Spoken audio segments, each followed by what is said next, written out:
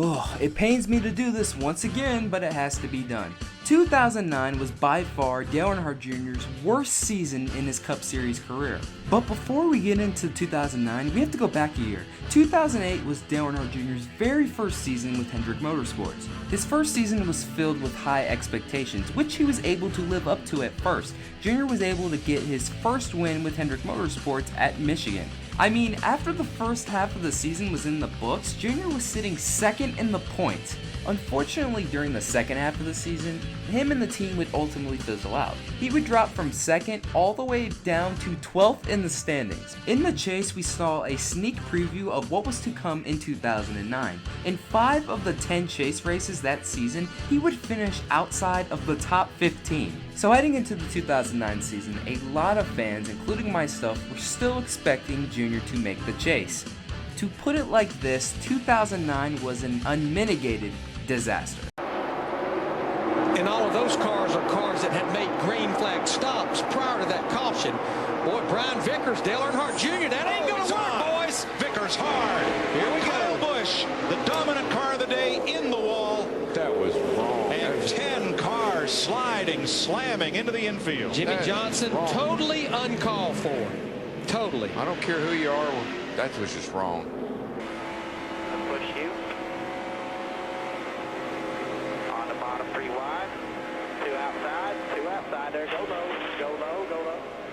There you go. Good job. We had a shot of you coming down pit road when you missed your pit box. And it was like you never even looked over. You just kept on going. I know it. What was going on? Was it? I don't know, man. Anything happening? Not really. I mean, I was having fun. You didn't recognize your pit board? Did I understand you say that right? Yeah, I was just coming up with any excuse to cover my butt. Turn 4, guys. With 12 laps to go. Okay, Mr. Crew Chief. For Junior, who's Earn your led keep. 63 laps tonight. That Alan Gustafson and Mark Martin wanted to see. No, but this is 1 lap before the crash.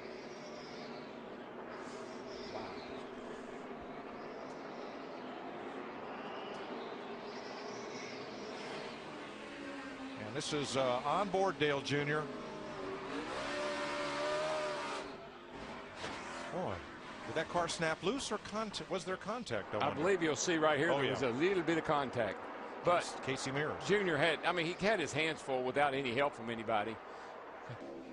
Then on the it's supposed to be the cool down lap, watch this as Dale Earnhardt Jr. turns Casey Mears around.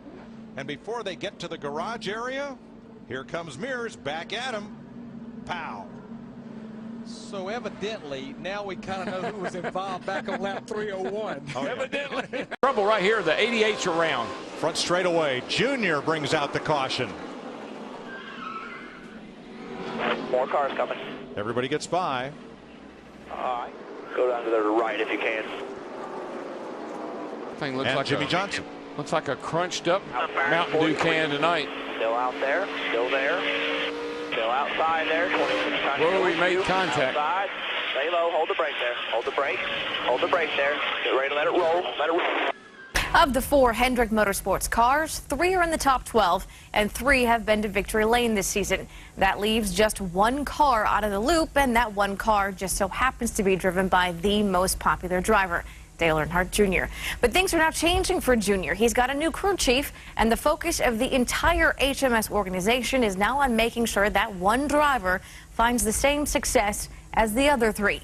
We really have everything we need, and hopefully with a new attitude and a different type of communication and a different approach entirely to going to the racetrack, obviously with someone else leading the team, it's going to all be different.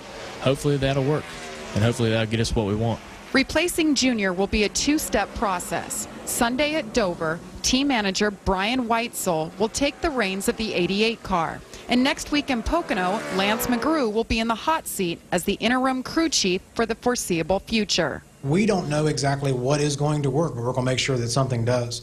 And however that is, or whoever adjusts or adapts, that's what we're going to work on. Well, obviously there's a lot of pressure here, and because it is Dale Jr. and because it is such a big deal, that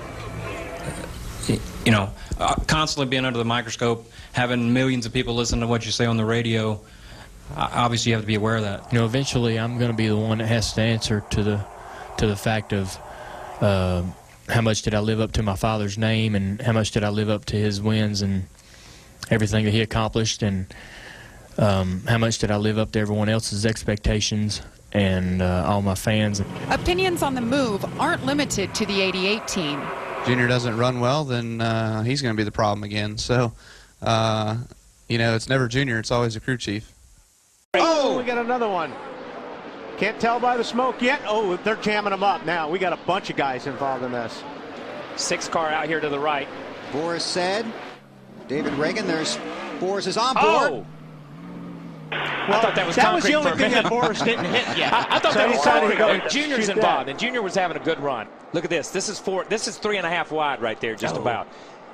Reagan gets hit and gets spun by the 99 car. See the 99, he just jacks up the 6, which sends him in there sideways and sends him into the 88. Quit early. But there's a crash on the racetrack. On the backstretch. Big problems going down towards turn number 3. A lot of cars involved. Rudiman is in that. Gilliland is in there. Boyer. You see the 43 of Sorensen, the 83 of Vickers. There's Rudiman. Dale Jr. caught up in it as well. Smoke just pouring out of the 88. And this is, you know, we talk about this racetrack all the time. The big accidents at Daytona happen almost always in the middle of the backstretch. You see the 12 car, he gets tapped, he gets into the back. It's like Casey gets in the back of him. Yeah, and that's what happens with these cars sometimes. If you're not dead straight when you're hitting the guy in front of you bump drafting, you're going to turn them straight into the wall. And you saw the 00 turn to the outside. Well, obviously he got hit in the back and turned the opposite way by somebody. Oh, something's wrong with Junior. And the big plume of smoke. Oh, man. Careful getting on the brake. Careful getting on the brake. Blown engine for Junior. That's too bad. He had a great run going. And a huge break for the 42 car as well, as Junior now coasts down pit road, obviously with an engine. Go to the garage. Yeah, I think it's my fault. He said he thinks it's his fault. It could have been on that round of green flag stops. He could have missed a gear or over-revved it at some point. You can see stuff coming out of the back of that car. Had gone. I might have flipped the clutch or something then. Having such a good run Might here. have tore the clutch out of it. It wouldn't rev up though, so I don't think that's it. Yeah. You can see right here. That's what got Sorensen in trouble. Oh, Sorensen just a victim here. And even all that sand and gravel can't slow a car down. He slowed it down. That's the key thing. That's right. Still didn't keep it from hitting the wall, but definitely knocked a lot of speed off here. This could have been a really bad crash for Dale Jr. Had it not been for this area. This is what NASCAR and Watkins Glen have done to make it safer in this area. Out, guys. Just got taken out by the 88. See Junior trying to run over there and tell him maybe didn't mean to, guy. Just ran out of brakes. Dale Earnhardt Jr. in the wall. Hold the brake there. Got some coming. Hold the brake. He was running in 4th position. The car got high off. Yeah, I noticed he really couldn't get through turns 1 and 2 as good as he wanted, and I'm thinking maybe he got hit up here. He's got in the middle of 3. The 00 can't hold his line, went down in the bottom of the corner and lost it, running the side of my car and spun me out. So I know that he can't hold his line, and I should have known that, but I got to run hard and try to win. Some people you just can't race side by side with. So I'm pretty disappointed. We had a pretty good run. I want to thank my guys and Amp Energy and Mountain Dew and National Guard.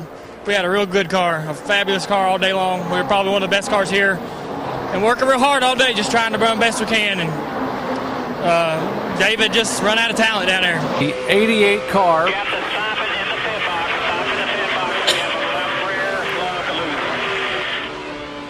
They had black flag Dale Earnhardt Jr., and they gave him the black flag with the right cross, saying if you don't come in this time, you're going to stop scoring you. Here's the problem. So they're making this left side tire change. It's the Jackman's responsibility now to make sure everybody's done before he lets it down. You can see the official pointing to the left rear. That means you got one lug nut loose. And he will come down for a pass-through penalty. Here he comes at just 45 miles an hour. I think he's actually going to have to stop and put this lug nut on. So yeah, they will have to stop. Now, it is just a, well, they can call it a pass-through penalty, but you still have to put that lug nut on. Sideways down across the racetrack. I know Marcus Ambrose is involved in that. Elliott Sadler, Reed Sorensen. Allmendinger is there, the 31 of Jeff Burton, who was having such a good run. Dale Earnhardt Jr. Man, a lot of cars torn up here. There it goes. You see right off the corner. Man. Hit the wall pretty hard there. He's just trying to stay out of the way of the other traffic. Yeah, right in front of Jimmy Johnson. Yeah, I've been watching him. He was in some traffic, and it was like he was trying his best not to abuse the car and the tires and the brakes as he was easing off some going into the corner. But they have some kind of problem there that's been created with their setup or the driving style here. Oh, trouble off of 4. Dale Earnhardt Jr. involved, couple of cars. Tony Stewart is there, the 17 is there. Bobby Labonte, the 71. 20 of Logano involved. There's Junior on the inside of Marcos Ambrose. You can see Junior down on the apron, loses the traction again, gets sideways. Ryan Newman gets pushed into him by Sam Hornish. They both make it through, though. Then it just starts stacking up behind him. And Tony Stewart on his radio not happy about Dale Earnhardt Jr., so placing the blame. Biggest concern on this 14 is the left front. They just checked it out there, put new tires on it. He said his steering wheel is off to the right about an inch, so not terrible. I believe he's going to be able to drive this thing, but a bad day has just gotten worse for Tony Stewart. Yikes.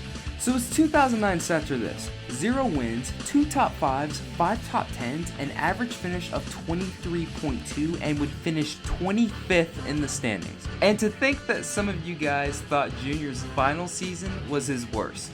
And once again, that'll do it for another video. Thank you guys so much for watching. This is Black Flags Matter. Catch you next time.